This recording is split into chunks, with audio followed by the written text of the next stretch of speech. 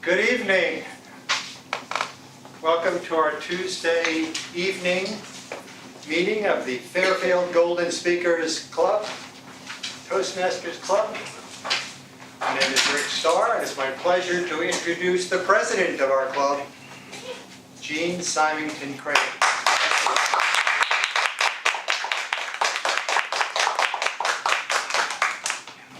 Thank you, fellow Toastmasters. Our guests are probably still parking in the rain. Thank you so much for coming out tonight and braving the drops and a little bit of a dip in the temperature to be at Toastmasters tonight. And also our viewers at home. We do meet every Tuesday, 7:40 to 9:15 in the Hy-Vee Community Room, on the west side of Hy-Vee, which may or may not be anything that you relate to, but you know where the ice cream is. And that's where we are. We're right next to the ice cream. By the way, always bring your shopping list because it's always nice to shop afterwards. Toastmasters always makes me a little hungry, and there's plenty out there. Do we have any guests? I'm looking to see. Okay, I think we're good right now. Everyone's good. Nice to see you. Do we have any immediate club business that anyone needs to bring up? We're going to have some at the end, but nice to see Orlando back. It's so nice to have people coming. All right, well, I think without further ado, we're going to go ahead and get started tonight with our program. So I would like to introduce our Toastmaster for the evening, and he is filling in, having just arrived on the plane, walked off on Sunday, special to be here tonight, Orlando Arocha.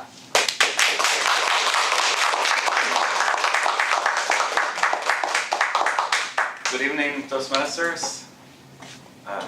This is my first time as a Toastmaster. So I'm going to start introducing the role players. First, our timer is going to be restart, I guess.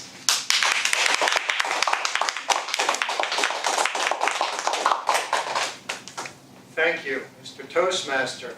We have two speeches tonight. One of them is an icebreaker, which is 4 to 6 minutes long. Green light will come on at 4 minutes, red light 5 minutes, yellow light 5 minutes, and the red light at 6 minutes. The other speech is 5 to 7 minutes long. The green light will come on at 5 minutes, yellow light 6 minutes, and the red light at 7 minutes. Table topics are 2 to 3 minutes.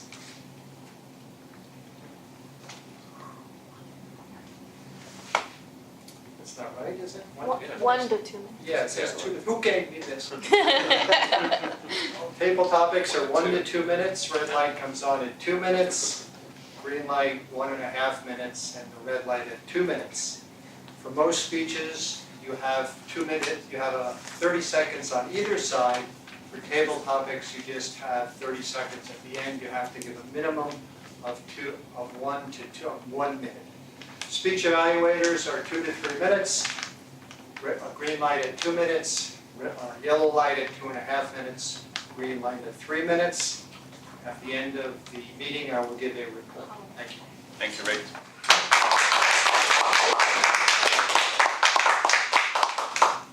Next, I will introduce our grammarian, Louis Demba. Good evening, Toastmasters. Yes, viewers at home. My role as the grammarian is to listen, and I'm listening for correct use of the English language that is a little bit fancy or unusual. I'm also looking for incorrect use of the English language. My role is also to come up with a word of the day. Our theme tonight is internet, so I use the word download. As a verb, download means to copy or transfer data from someone else's computer onto your computer. As a noun, what you transferred, the file you transferred to your computer is called a download. Now also, actually, in the slang, people use the word download for information coming to them from somewhere. else. Using it in the sentence, if you go to the Toastmaster International website, you can find useful information that you can download to your computer to review at your leisure. Thank you very much. I will give you a report at the end of the evening.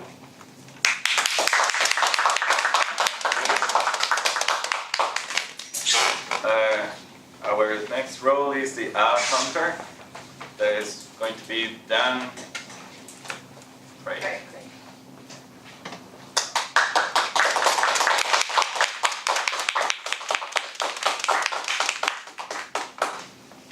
My role as counter is to keep track of filler words that I may hear during the meeting. Things such as like, so, but, and, tongue clicks, repeats, and false starts. I'll track those. I'll give you a report at the end of the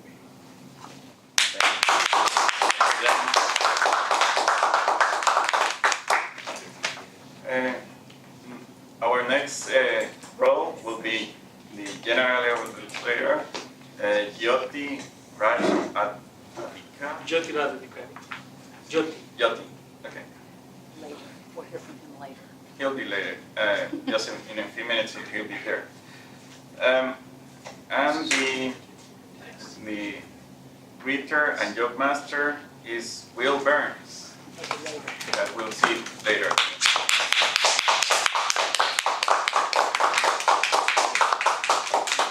Now I'm going to introduce you to the main prepared speech. Our first speech will be Andal Krishna, and Jean is going to introduce him.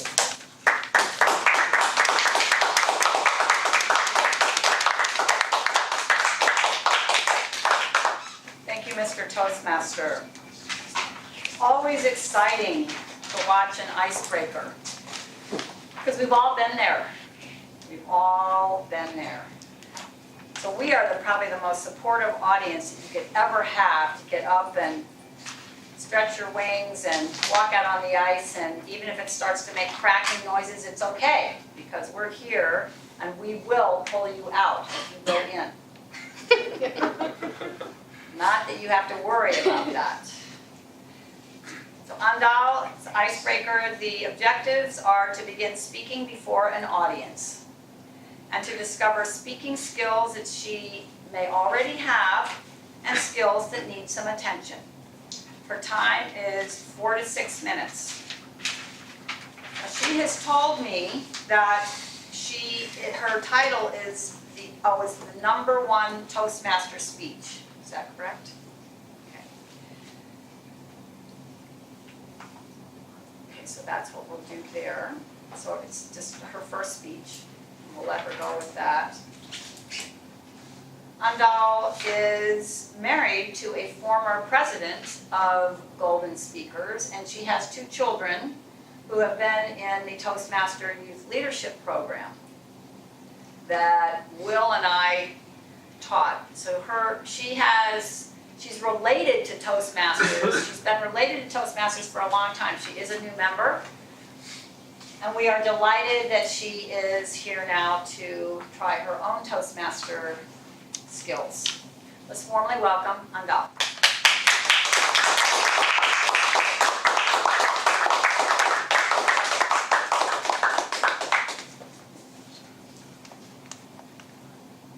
I'm here to give my first #1 Toastmaster speech. An icebreaker. Good evening, Toastmasters, guests, of course we don't have any guests today, and viewers at home. My name is Andal, which literally means the one who ruled, in past tense of course. Well, I wanted to start my icebreaker speech by talking about my life journey, which I decided not to. Yesterday, well, we were in our dining table having dinner. My daughter asked me, "Have you prepared for your speech, Mom, yet?" I said sadly, "Oh no, not yet." I still have to prepare for my speech. And my daughter goes, well, maybe you can tell Jean you're sick. I already told her once. That time it was for real. Then, well, I didn't have any excuses. I really had to prepare seriously for my speech. I didn't want to have any excuse. It was my dream. Since my master's in college, when I had a lecturer, Miss Letty, who was an amazing public speaker. I was always inspired by her, and I wanted to be a public speaker myself. So the day when I signed up for the Toastmaster, it was the first step for my dream to come true. Since past 2 days, I've been like a geek, watching all the YouTube videos on icebreaker speeches, stuck to my computer. I watched so many videos, I don't know the numbers, but I watched a lot of hilarious speeches, some boring speeches, and of course some very serious. Well, before deciding on the topic, I was thinking to myself, well, I'm a serious person myself. I can give us hilarious speech, maybe. I remember watching one video where at the beginning of the speech it was very interesting, and then slowly my attention went to her hairstyle, which was so funny looking, like a olden style Hollywood movie actress. And then I was thinking to myself, well, I can do this hilarious speech. Well, you must be wondering, my attention was not towards the speech. Yes, I didn't give much attention to the speech because even though it was hilarious to the audience in the video, it wasn't making any sense to me because of the cultural differences. I couldn't make any sense what joke she was making. So then I decided, well, this wouldn't work. So I remember seeing another video where an Indian lady was giving her icebreaker speech, was talking about her life journey and how she ended up coming to US, which was very close to my life. Then I decided, well, I should maybe go in the direction of talking about my life journey and coming to US. And then I started writing on my paper. And then as I was writing, time passed by, I didn't realize the time, and my husband came to me and said, well, I'm going to bed. It's time to go to bed. I'm thinking to myself, oh my God, what's happening to me? I can go to bed on time. My brain went back to the days when I used to sit and read for my exams so hard, having sleepless nights and preparing hard for my exams. That's how it felt last night. Still sitting there and preparing for my speech. And then after I had my first draft, I read out loud to myself, having my timer on. I realized it was already 25 minutes. I'm like, oh my God, I can't give the speech because people are going to sleep in Hy-Vee. I can do that. Then I brought the time to 14 minutes. Then I decided, well, this wouldn't work. It's time already 1 o'clock. I had to go to bed. And this afternoon, during my lunch break from work, I again watched another video where I saw the speaker telling about how the Toastmaster members would take off from work to prepare for their table topics and go home and sleep. Well, that gave me an idea. Well, I can get out of my work at 3 o'clock today, and before my kids would come back from school, I can start preparing for my speech. Well, there was an escalating situation just about when I was about to leave my office, and I had to attend the client, and all my plans got ruined. Well, when I was driving back home, in my mind, I was thinking about all that went through in preparing this speech. When I got out of the car, I decided that I'm not going to talk about what I prepared for and I had been preparing for. I decided to give the #1 Toastmaster speech. Well, you might be thinking, did I really prepare for the speech? That you will have to answer at the end of my speech.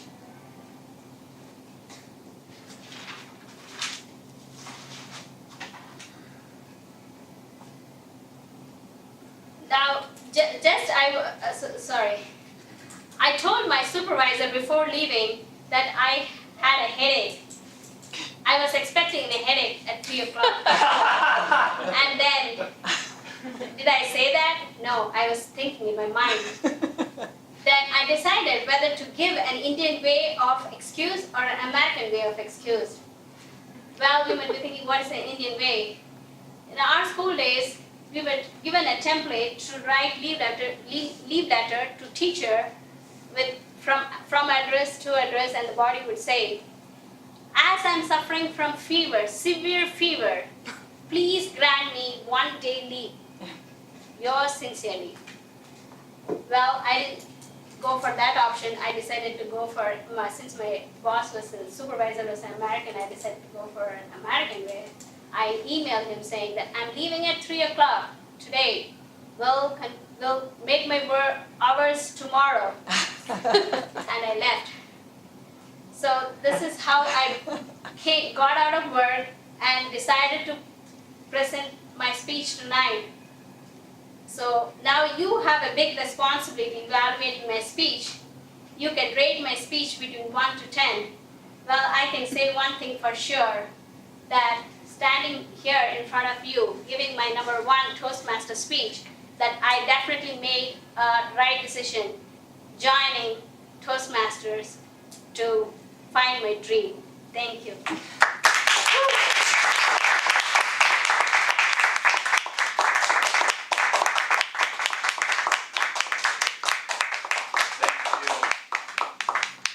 And how? Now we are going to the second, the 2 minutes. Yes, now we are in the 2 minutes to evaluate the speech of Anha. Thank you. So now I'm going to present you the second main speech of the night. It's going to be about the stock market, a scary place for our tool to become wealthy, by Ryan Miller. And Annalisa Fredrickson is going to present.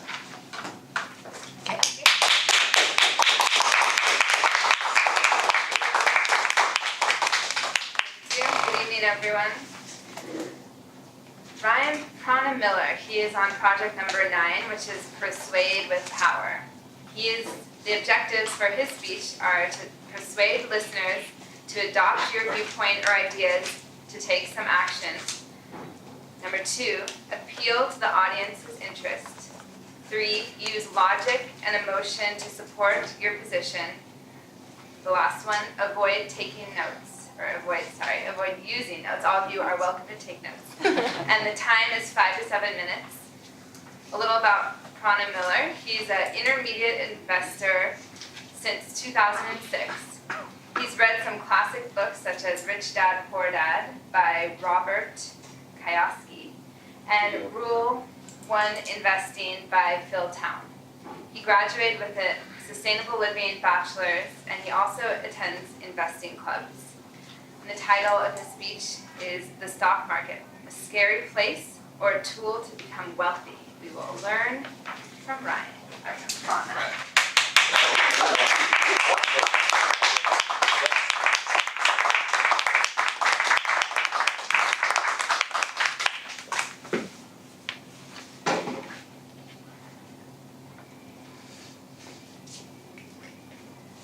All right, everybody, I was here about 6 months ago on my second speech talking about the stock market and how to not believe it's How to Lose Money in the Stock Market. That was the title of my speech, if I remember. And now I am trying to persuade you all the opposite approach and convince you that the stock market is actually a safe place to make money and profit, and it's not scary. It's if you avoid certain practices, which there are many, like day trading, there are some ways you can make money in the stock market. And these two books I've got, this is kind of the way I suggest avoiding, and this is the thing that I suggest doing. So download these on your computer. Their titles are easy to remember: Trade Like a Hedge Fund and The Art of Value Investing. And you can learn more about what I'm going to talk about tonight. Toastmasters, honored guests, and viewers at home. The one statistic you might remember have heard is that 95% of stock traders lose money. Has anybody heard that before? Okay, some of you. That statistic is proven by many. Larry Livingston is one of the main authors or main subjects of this book, Reminiscence of a Stock Operator. He made millions and lost it all, and there are many examples of that, which I'm not going to go into. So I suggest avoiding those strategies of trading and speculating and things like that, because they usually don't work for people. Some people it works for, but other people it doesn't. So what I would like to talk to you about tonight is two other options There's the index fund, which is the S&P 500 or the Dow Jones Industrial. Has anybody heard of these? Okay. It's the top 500 companies in the United States by market cap is the S&P 500. That is a fund where you can basically track these companies and you don't do anything. There's no fees. It's just it's a ETF, I believe it's called. So you're making money and you're averaging 8.5% for an annual basis. That's an average from the past 40 years. So 8.5%, I mean, that sounds pretty good, right? Savings account, it's like 1% maybe. Stock account, 8.5%.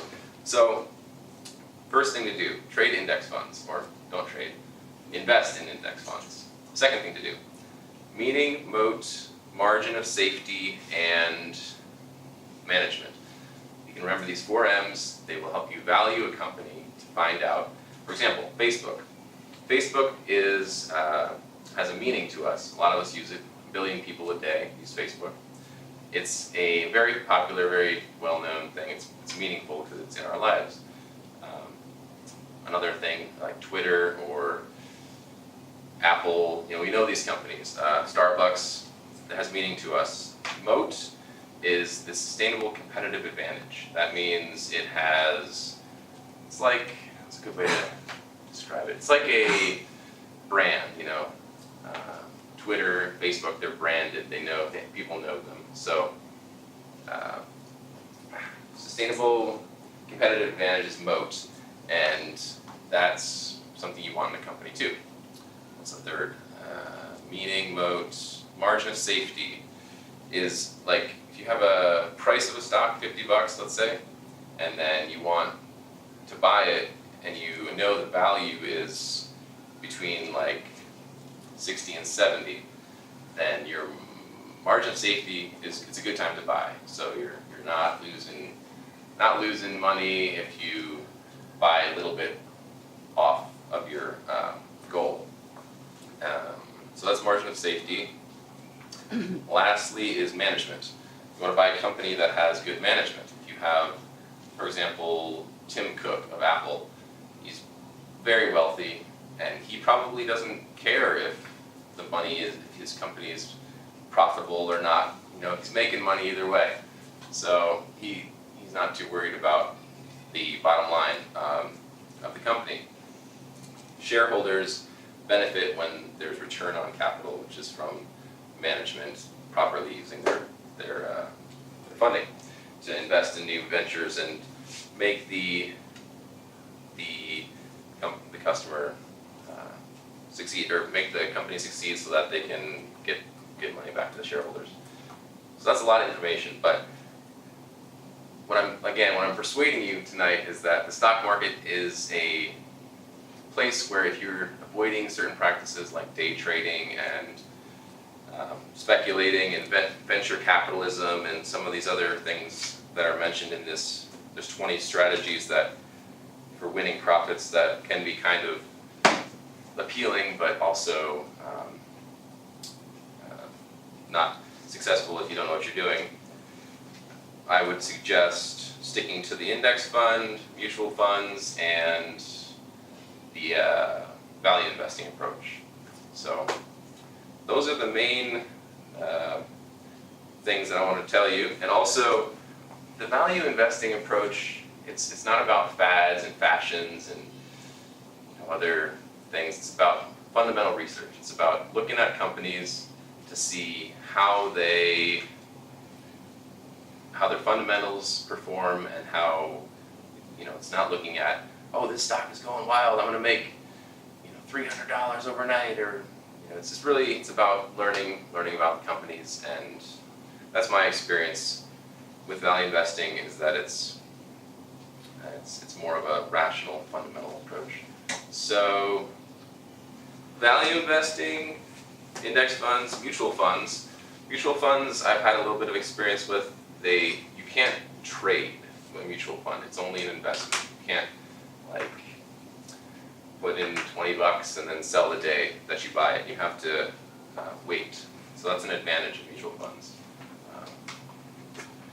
And so I just again remind you, the greatest investors, Warren Buffett and Benjamin Graham, make 20% a year, and it's a good goal to have. And I think we can all achieve that.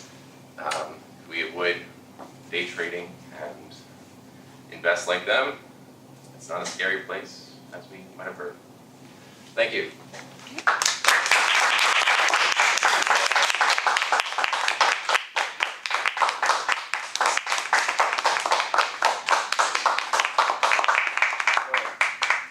Now it's 2 minutes for evaluating. Welcome back. Now that we have evaluated our two speakers for the night, let's see which of them qualify. You, timer. Mr. Toastmaster, only one speaker qualified, and that was Anna Miller. So I guess that's it for the vote of the speakers. So All right. congratulations, Rana. Thank you. Now, after that, we'll have the general evaluator. And now to this. Yes, Ayoti Raj. Jyoti.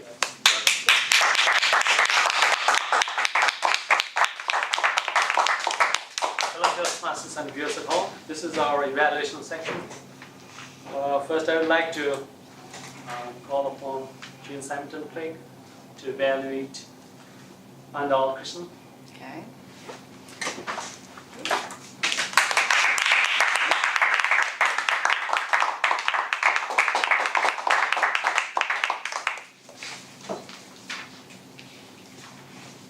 Fellow Toastmasters, viewers at home, and particularly Andal.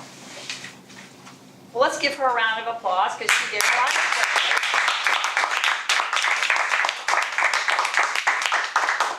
Sort of like your first boyfriend or girlfriend, it'll never be the first time again. So that was your first time, congratulations.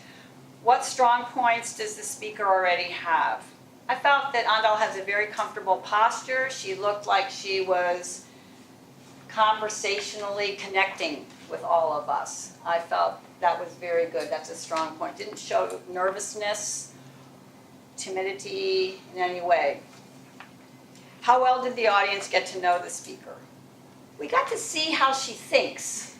It was a very packed 24 hours from when the clock started. And we got to see that she had focus, she's on the case, she had adaptability. Do I claim sickness using the Indian model or the American model? Well, I guess I'm in America, so I will use the American model. That was good. We just got to see a little bit how she was thinking, and she disclosed she had a master's degree, she'd been inspired by a professor. How many of us have been inspired by someone that we saw? Like, ooh, I'd like to do what they do, and I'd like to do it as well as they do. Very interesting, and I look forward to hearing more about her. Also her focus about, ooh, it's bedtime already, and I'm just in the middle of this. Focus and fun. Did the speech reflect adequate preparation? Well, she did tell us that she was still last night, hadn't written it yet. So I'd say under the circumstances, it looked pretty together. However, probably, and this is something you learn in Toastmasters, is that maybe starting before the day before is a better idea, because you get a chance to boil things down and get them to where they are, 5 to 7 minutes, not 25. Did the speaker talk clearly and audibly? I felt she did. I was surprised because she's a little smaller, and I didn't know if that was going to be proportionally the voice. But it was, woof, out there. Did the speech have a definite opening, body, and conclusion? Well, it was basically a storytelling. It was a chronological story, and she did let us in on how she was thinking about what she was going to be doing, and then at the end she just said, well, if you're going to be grading me, you'll be grading me some way, one way or the other. We'll work on those conclusions and all. Please comment on the speaker's use of notes. Some uses of notes, but unobtrusively and comfortably, I felt. What could the speaker have done differently that would have improved the speech? I would just say now you've got a baseline on how much time it takes. So next time have it started earlier, and then you can actually give the original speech that was in your head. What did I like about the presentation and stuff? I liked her storytelling manner. I liked how she stepped out. She didn't quite come in front, but she wasn't anchored, so she did move around. Her humor was wonderful, and I just like her overall ease and comfort. It's going to be great getting to see more speeches from you. Yeah.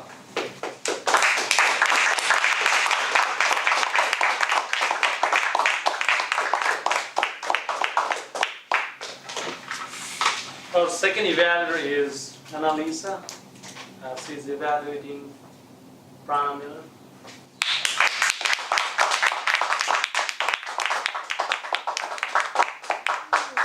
Hello, everyone, again. I'll be honest, I've grown up hearing about investing in the stock market. Usually goes in one ear and out, but I definitely listened, so I will let you know what I thought. Overall, I thought Prana did a really good job. He's just really relaxed in front of the audience. He definitely was passionate about this topic, which I think is important when you are doing a speech, and was knowledgeable. So I'm going to go through some of the points. Was the speaker a credible source of information about the topic? I put excellent because, as he said, he's been investing since 2006. That's impressive. I would like to know how much you've made since then. I'm just noting. Did the speaker phrase his or her appeal in terms of the audience's self-interest? I'm saying yes, because I'm pretty sure everyone here wants to make money. So if someone tells us what to do or what not to do, I'm listening. Did his speech opening capture the audience's interest? Here I would say to maybe start with that statistic that you said after your greeting, which was the statistic about how 95% was it, lose money in the stock market. So that would have grabbed my attention, and then you could have gone into the rest. So that's a suggestion I have. Did the speaker use facts and logical reasoning to support his or her views? Yes, he did. He talked about 8.5%. I wrote that down. I don't remember what that was, but different facts about investing. And then he went over the 4 M's, which I thought was something that I'm going to remember, which is meaning, moat, margin of safety, and management. So I thought that was a really good way to think about investing. Did the speaker properly use emotion to persuade the audience to support his or her views? I put maybe satisfactory there. But I would say anytime you're talking about money, it is emotional because, you know, we all have it or we all want it or, you know, there's always something going on in our heads about money. So maybe overall it was. And then a few more. Did the speaker's body language and vocal variety contribute to the message?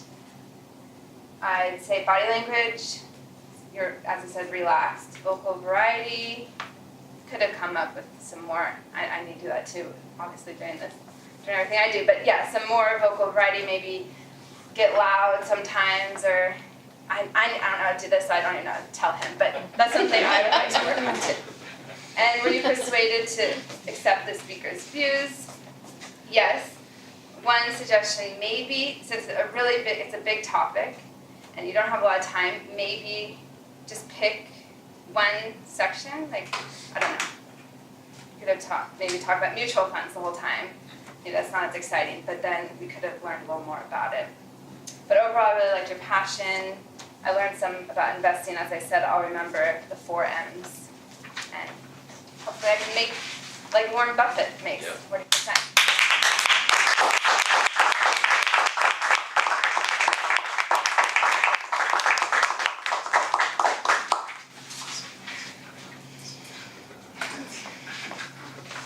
Now it's a time for table topic. So I'd like to call Tabitha Sedgwick. Welcome.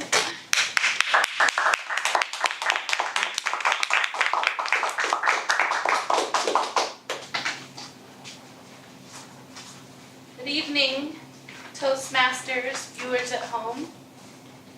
There's 2 purposes of table topics. One is to ensure our tradition that every member speaks at the meetings, and to give us an opportunity to help us download the skills that it takes to speak coherently in impromptu situations. So I used the word of the day, and I'm just giving you a reminder to do the same. So first I'll give you a topic based on our theme this week, which is the internet. And then I'm going to call on someone that maybe isn't speaking tonight. Okay. Social media. Is it helping us connect more, or are we now connecting less? Let's see. Dan, would you like to speak on this topic?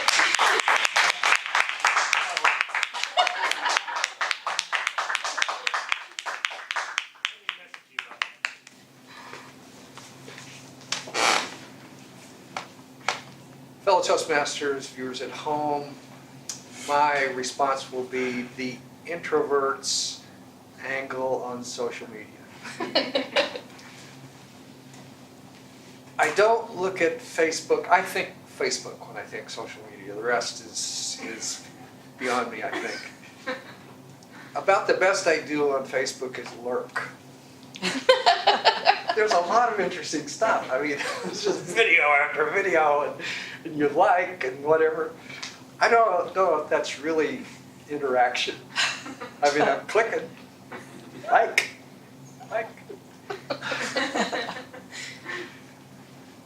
I think probably it's the case, this is my humble opinion anyway, that the rise of social media in general has decreased social interactions. We're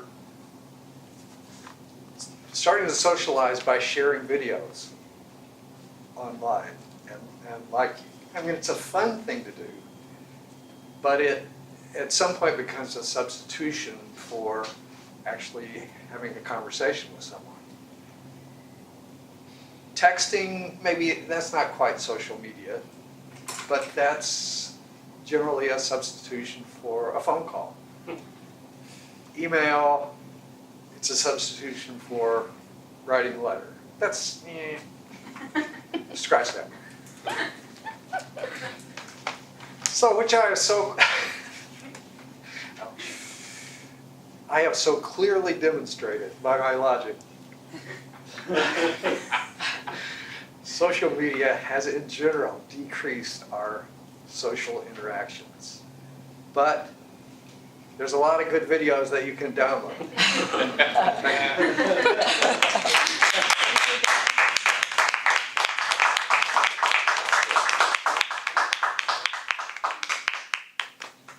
Okay, so parents love their children, and we see a lot of parents documenting their child's life, their entire life, all kinds of moments. Now, once something goes on the internet, it's on the internet forever. So what's your opinion on the fact that this person's life's been documented? When they become an adult, they didn't have any say on this information that could never be removed. Lewis, would you like to?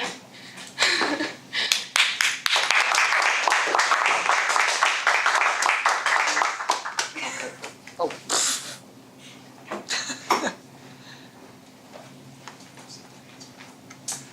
Thank you. Thank you.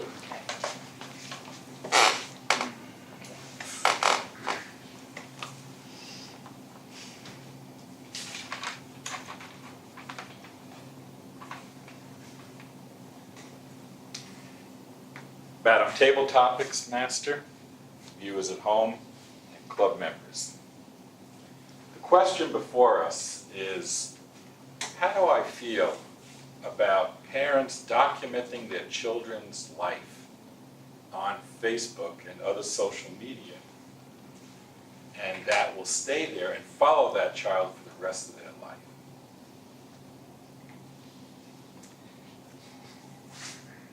This is a tough question, and it really comes down to, do children have rights?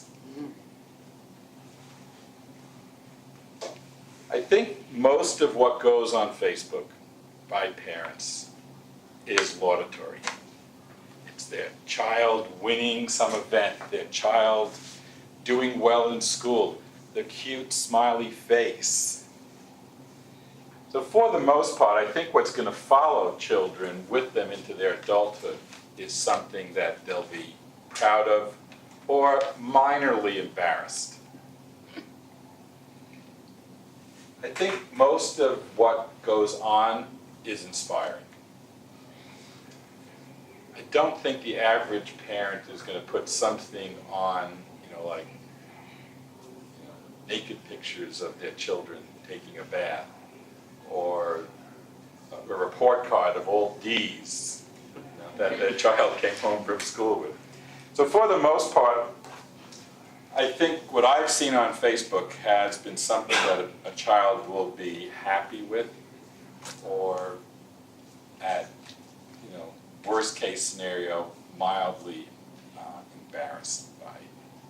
But all in all, I think Facebook is helping us share our children's achievements, and I think that can be inspiring. Thank you very much.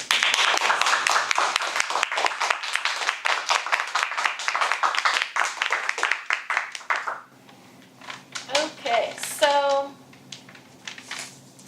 when considering job applicants, prospective employers have no business poking around on their profiles and social networking sites. What do you say, Rick? Is that possible? No, let me go to the. there. I have a list of names of people who didn't speak, so I'm just going, Will, is that okay? Yeah. Sorry.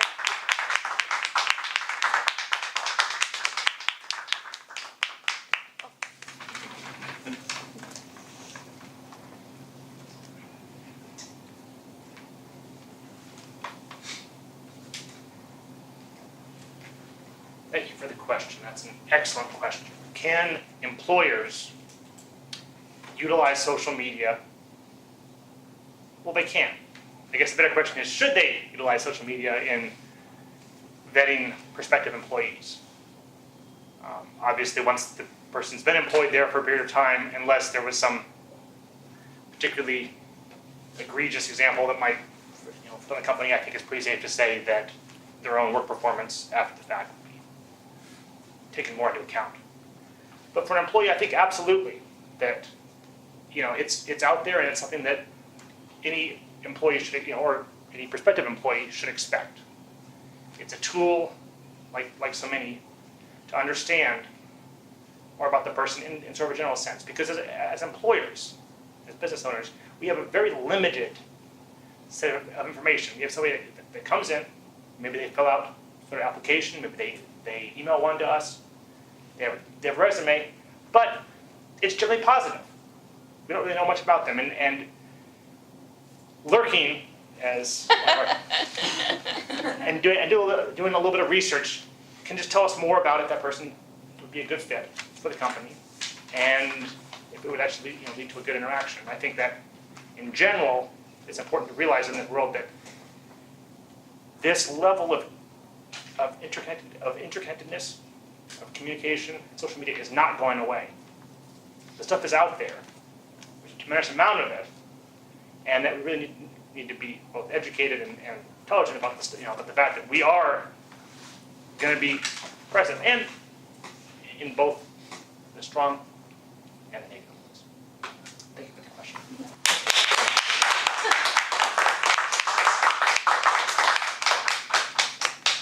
So we are actually way ahead of time, so I want to be mindful of not taking up the entire meeting for this. So maybe one more would be appropriate. Jean, you think?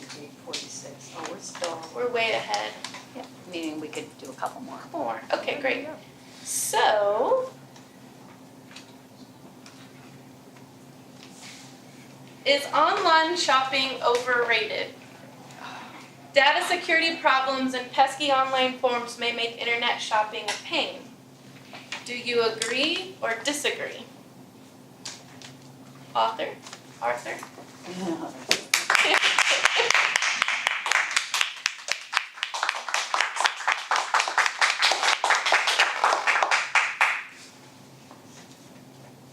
Toastmasters, guests, viewers at home.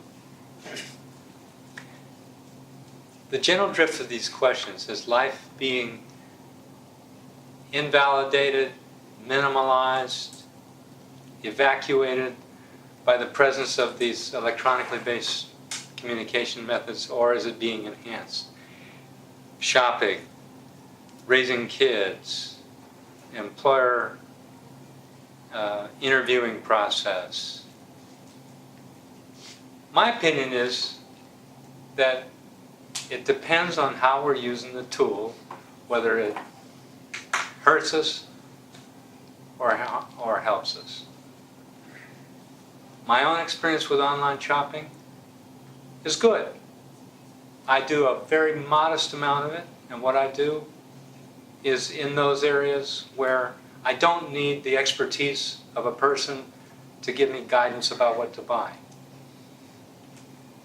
There's a very great deal of online available expertise and unsolicited opinion available because all of the good shopping sites implement a feature of social media where customers can actually talk back and report on their experience with the purchase, with the company, with the product. So my experience is generally good. I have recently purchased something and then almost immediately found a problem with it and returned it. All digitally. I have recently purchased things and been extremely satisfied, and purchased things that I was unable to find in a physical store. So my experience there is good. I used to be a headhunter. I was a headhunter in the advanced software technology field in an era before social media was available to employers to check out employee applicants. But I would have encouraged them to use it. I would have used it myself had I had that kind of technology available. So it's in how we use something, what kind of judgment we use in what we put about our children on the internet, that the harm or the enhancement comes, not in the tool itself.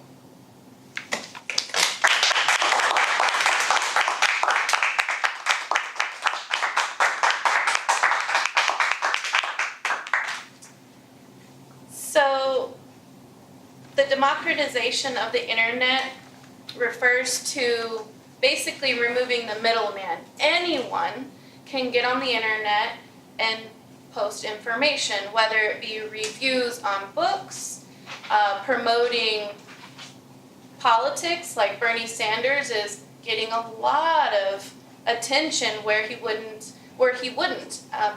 without the internet. You can take any topic on this issue, also something like blogging versus having to get something published.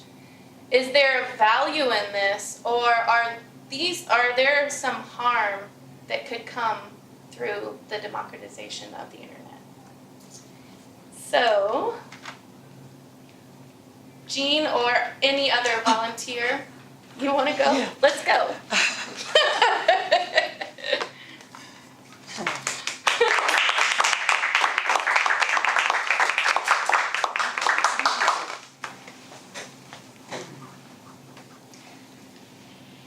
Thank you, Madam Table Topics Master, fellow Toastmasters. This is such an interesting question. The internet is like the wild, wild west in the US.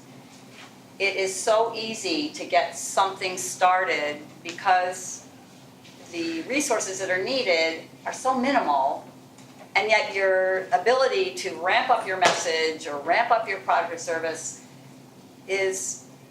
it's just unlimited, the number of people you can reach. And there are tools that help that, and we are all connected. I do think that it's a good thing that the internet is democratic that way. There's a separate issue on democratization. Yeah, I No, know. that thing. Yeah. That I think is also interesting too, that I'm a little hazier about, which is how do we pay for this?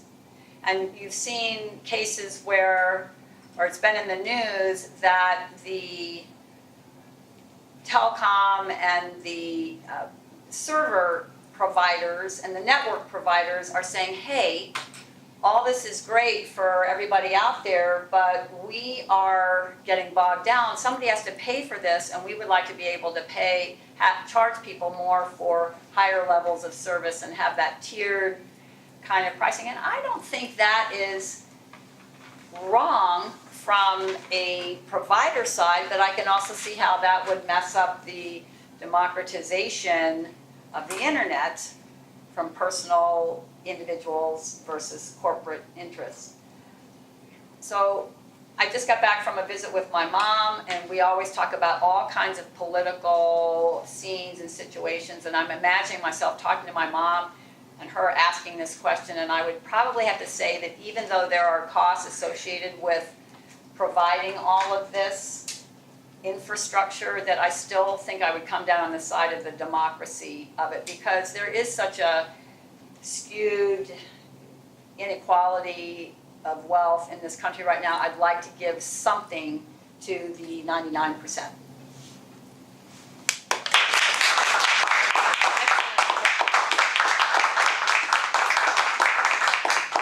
Wow, everybody was so great. Thank you so much. That was a lot of fun. So now I'm just going to ask Timer Rick, will you please report those eligible for the Table Topic Speakers Award? Thank you. Yes, all the table topic speakers qualified, and that would be Dan Craig, Louis Denbaum, Will Burns, Art Atkinson, Jean Symington Craig. Excellent. Thank you very much. And everyone, please take a minute to vote for the best table topic speaker and then pass your votes in. Now, Deward will evaluate the table topic speakers. How many was there? 5? 5, yes. 5? Thank you, Give Deward. them an extra minute? Oh, Give them an extra minute, okay. So, Rick, 3, 3.5, and 4? oh, could you get more time? Yes. Okay. Good. Greetings, fellow Toastmasters and people at home. Thank you, Tabitha, for such an interesting set of questions, and the quality of the responses is very entertaining and informative. Some of that I did download into my brain. So Tabitha Sedgwick, again, great questions. you were comfortable up here, you had some body language, you could have maybe not been repetitive, and that's something that, hey, might try that, no, whatever that was. No, and it's something that I do also, and it's some criticism I would have for everyone. Some people are more active, some people are less active, but most of us do repetitive actions. And whenever I see that, I am reminded that I need to take some corrective measures in my own presentational style. Social media. And Dan gave us the introvert's angle on social media. I like how you spoke about lurking on Facebook. I'll let the humor you introduce into this exciting topic. And you felt that it decreased. I like how you pointed out that you feel, and there's a strong argument for social media decreasing the quality of interaction. And how I like how we brought out that it could be seen as a substitute for letter writing, conversation, texting, email. And then Louis Denbaum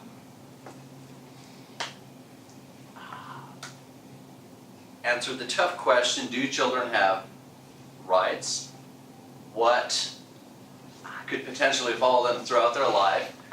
And he reminded us that mostly there are good posts and people are just happy to share the events in their child's lives.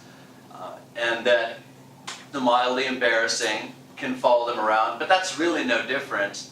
And you could have used the example of photographs, because some of us who are older have boxes and boxes of photographs with putting around our mouth, like, well, thanks, Mom, for taking that picture, and like Uncle John brings it up every time he comes over, and things like that. But sometimes a blast from the past is helpful also, and just emphasizing the importance of social media.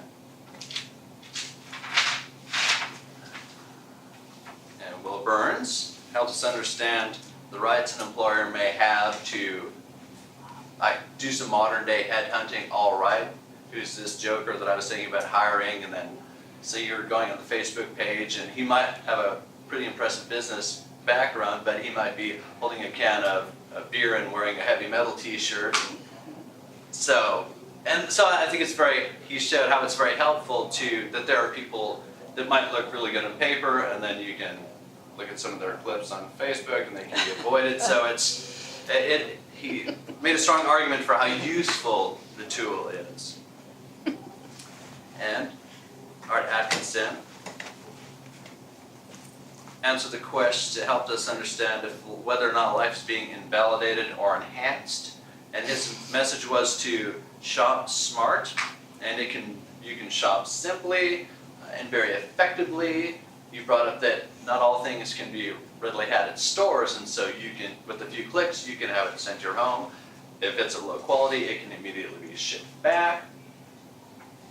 So he spoke of the advantages of modern day shopping using the internet, and how he, in the past as a headhunter, would have, his companies he worked for would have benefited greatly from such a fast, effective tool. And he helps us understand that's how we use the tool. Like, money can be used for good things or bad things. Social media can be used for good things or bad things. It comes down to the quality of the individual. And so that was an excellent thing to be brought out. Oops. Red light. And, Okay. Jean, very quickly, Jean Craig. Symington Craig. Jean Symington Craig. Thank you for that correction. Can harm, she answered the question, can harm come from democratization of the internet? I love how you said it was like the Wild Wild West, and how it's easy to get started. You reach so many, and you brought out the conflict between the individual and corporations. And I love how an experienced speaker, they can have a word flub or something odd can happen, and then you have a sense of humor about it, and you just get right back to it. And that's excellent. It's a great sign to those of us who are early on in their Toastmasters adventure. Just pick it back up and go. Thank you, fellow Toastmasters and audience at home.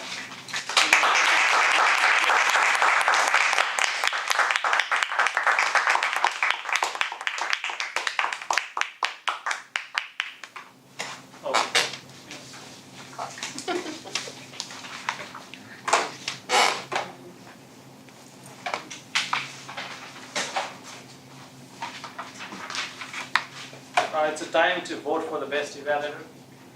Are all the evaluators qualified?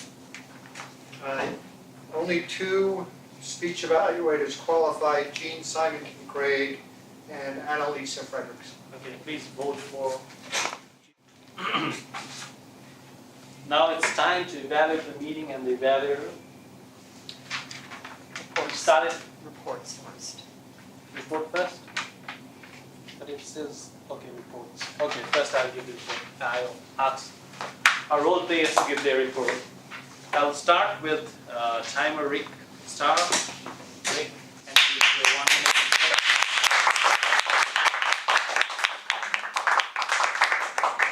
Thank you, Mr. General Evaluator. For the table topics, Dan Craig was at 157, Louis Denbaum 157, Will Burns 150, Art Atkinson 225, Jean Symington Craig 220.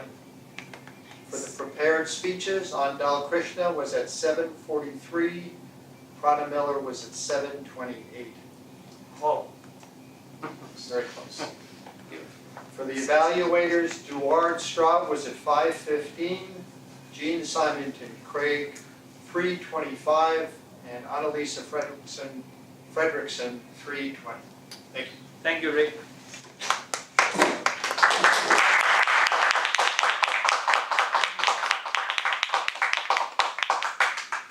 Now we'll hear a report from our grammarian, Louis Denbaum.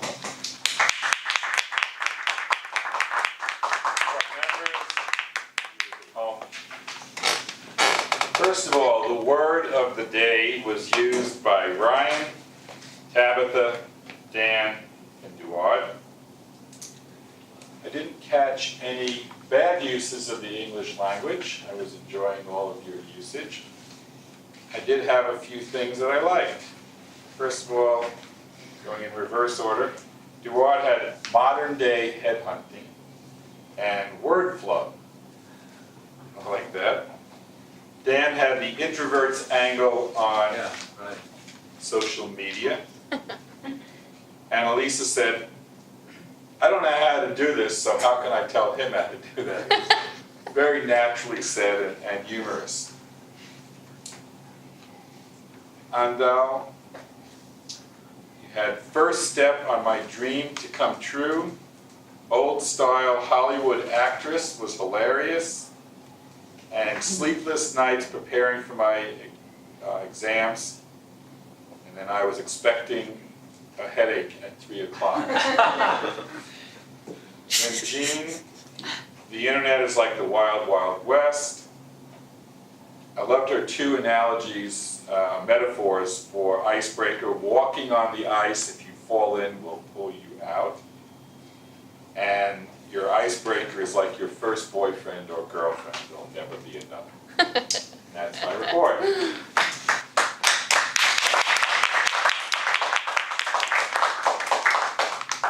Now here's a report from our art counter, Dan Craig.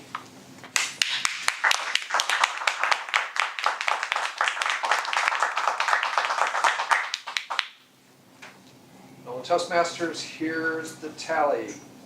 Orlando had 5, they weren't exactly uhs or ahs, they were more like eh.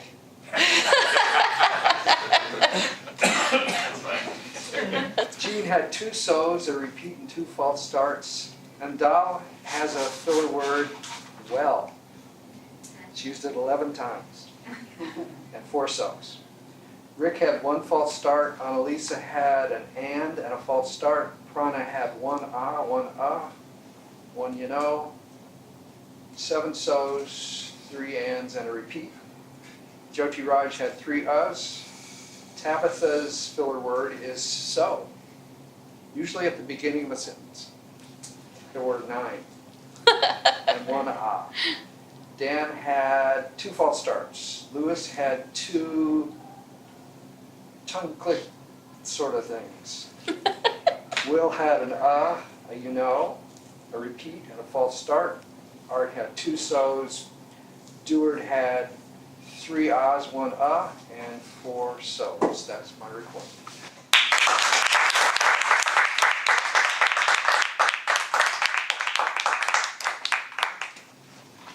Okay, now we'll hear a joke from our joke master.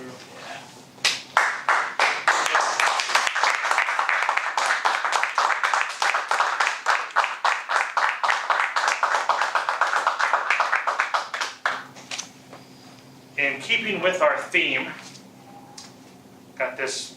This is for Reader's Digest. It's from a man by the name of Brandon Spector.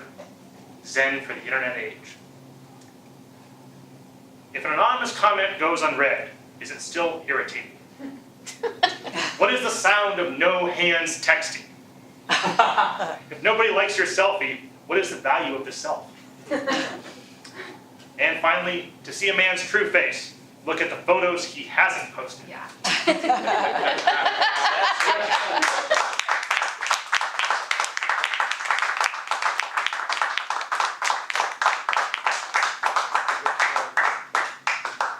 Good jokes.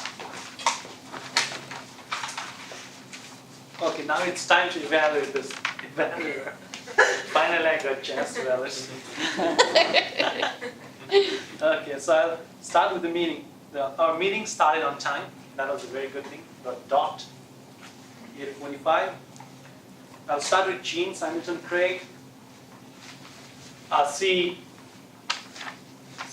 praised, she congratulated her in the introduction itself. That was a very good thing to do, because this was her first icebreaker, and that encouraged, that pushed you to speak. So that was a very good thing to do. I appreciate for that. And you greeted the audience, and most of the time you complimented her and then praised her. You have a very good body gestures, body language. Only two things I would like to suggest, 2 or 3 things. One is the whole time you're standing at the same place. You didn't move today. I saw you not moving. I am expecting you to do this and this as usual, but today you're at the same place for 2.5 minutes. That's the one thing, so move a little bit. And the second thing is, you have to just, even if it's her first speech, it would be better for her to know that she was pacing a bit. I mean, she has a very good movement. She was doing this and this and this, but a little bit she was pacing a bit. So you would have suggested her to control her pacing, so that will improve with their time, but that would be a good thing to do. That was nice to listen to you. And the second one is, second evaluator was Annalisa. So you also praised him and complimented him, so that was a very good job to do. You followed the manual, as you did, and you had a suggestion, and you have the recommendation too. I would have suggested him 1 or 2 things. One is, he had a lot of jargons. I mean, not actually jargons, but it was maybe very new words for people, like ETF. So you have suggested him to tell the full form of ETF. There's the abbreviation of what is the full form ETF. And so what is mutual funds? And what is the index? I think he told us about the index fund, but what mutual fund? And what day trading, what is day trading and all those stuff. So that the speech would have been better. And the second thing you have suggested him about the fluency. Because when speaking, the fluency was not there, like it was breaking. So it's the connection, a little bit of connection was not there. I mean, but from this sentence to this sentence, so the connection was lacking. Otherwise, the balance was fantastic. And Joan, you thank the table topic master, and you evaluated the table topic masters. Most of the time I haven't seen that, but that's a very good thing to do, I think. So you evaluate the depth of the mastery. So generally, I thought that was the role of maybe a general evaluator. But yeah, that's a very good. No, that's a very good. You did a very good job. And you have suggestion for everyone, every speaker within a short period of time, even if you ran out of time, but you have suggestion for each and every. The only thing I want to suggest, I think if you had done this, you would not have run out of time, because you spent half of the time repeating the things what they said. So you were saying that, okay, Jean said this and this and this, and then you started giving your comment. So if you don't repeat those things, then you have a lot of time to evaluate. So we have already heard what they said. So just my recommendation is if you evaluate on what they said, not repeating what they said, that would be a very good evaluation. Otherwise, you are a fantastic speaker and evaluator. This is my evaluation.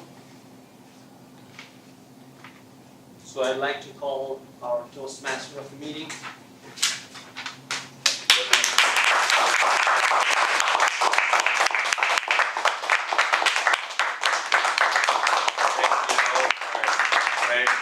Toastmaster and meeting tonight. It's time now for the meeting awards. John. Okay, this is for our main speech. Ryan.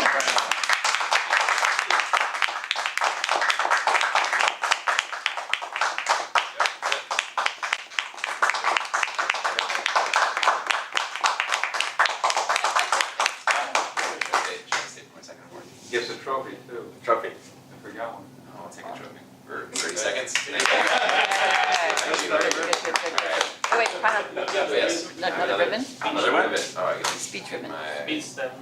Nice. speech. completing nine. this. Does that say speech now? Best Oh, you speaker? gave me persuade. You gave me my 9. Oh. Yeah, You gave me that. Best speaker. Which Best one is speaker. Now you're supposed to give me the. Best speaker. Best speaker. best speaker? Now Yay! that.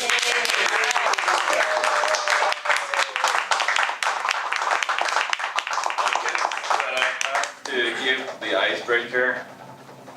Yeah. Right.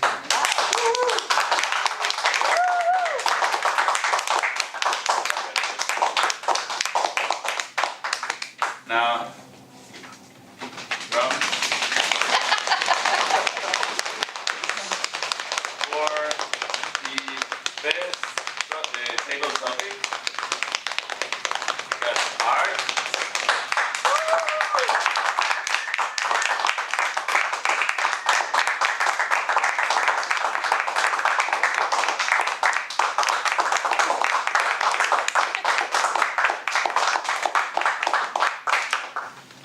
And now, the best evaluator.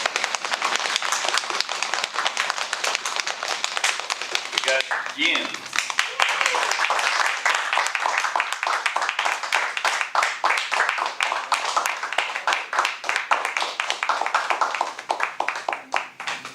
So.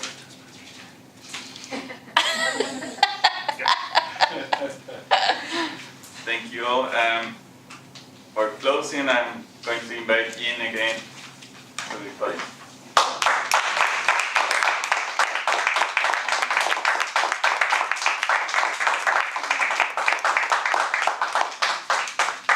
Just while we have our hands near each other, just want to give an extra round of applause to Orlando, who arrived here tonight not realizing he was going to be Toastmaster, never having been Toastmaster before, and still feeling palm trees and sand from 2 days ago in Florida, and he stepped right up, and I thought he did a really good job.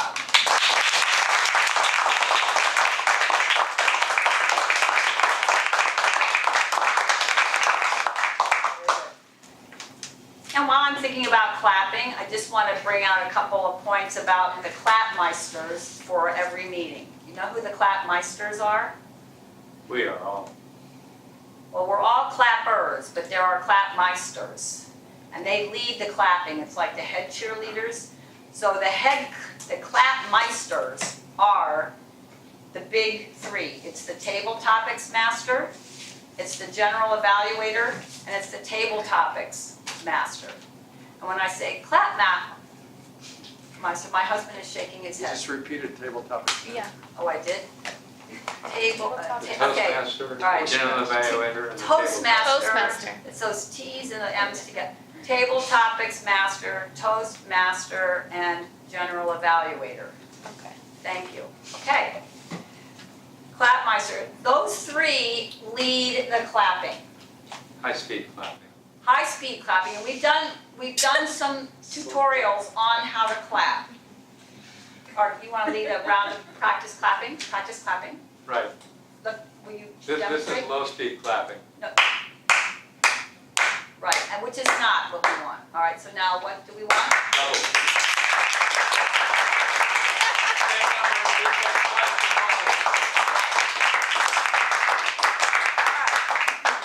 So yes, that is how you clap. But I want to task the clapmeisters that you are the one that starts the thing going. And you always want to have your hands ready to go to clap. And you see all the times we clap, before a report, after a report, announcing roles, after roles. So we're clapping. Put down whatever you have so that you can clap and make sure you're the one, because everyone will follow you, even if they don't even know what's going on. Even the visitors will follow you if everybody's clapping. And everybody who's here as a member is already well trained. But sometimes you just need to have that kickstart. Okay. That was just a little bit there. I'd like to turn the meeting over to our in-house, and I don't know if you realize how privileged we are that we have the Area 92 director here in our club. So we get the news hot off the press. We get to have his presence here every week, and it's really, really helpful. And he is just back from Division E Contest Adventures and has news for us. So let's have him come up and tell us about it.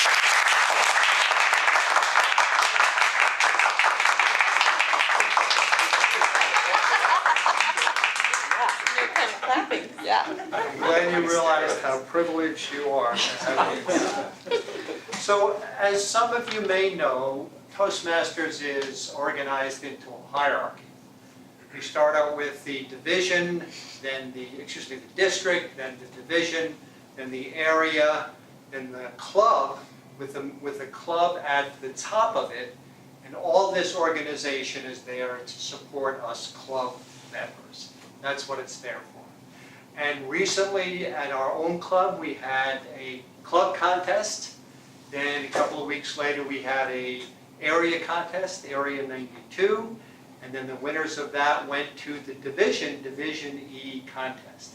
It was held in the North Liberty Library. It's about an hour and a half from here. And there were several contestants, including some from our local area. There were 2 contestants from our local area. Ted Wallace and Becky Dubé from the Cambridge Club. And the results of this are, there were 2 contests. There was a humorous speech contest and an evaluation contest. And in the humorous speech contest, the local hero, Ted, finished second. And it was won by David Lopez, who gave a very, very hilarious speech. I think he'll do well in the district contest, which is the state contest. And in the evaluation contest, Becky Dubé won it. And it was very exciting that she won it, and she's going to go to the district championship. Oh my God. And we're all going to be there, I hope, rooting for her. So for those of you who want to go to the district contest, it's 13th, 14th, and 15th. And if you just want to go to the speech contest, it's free. There's no charge for that. It's Saturday afternoon, the 14th, in the afternoon, starting at about 2:30. It's at the Roundtree Hotel in Cedar Rapids. And if anyone is interested in going to the whole convention, there you can go to the district website and find out more about it. There's going to be a lot of exciting things there, workshops for Toastmasters, speech contest in the evening. There's award ceremonies for all of us who got awards. And it's going to be a very exciting time, so I hope to see you there. Jean? Are both contests Saturday afternoon? Yes. Both Yeah, contests. first the evaluation and then the humorous speech. Great. Thank you very much. Okay.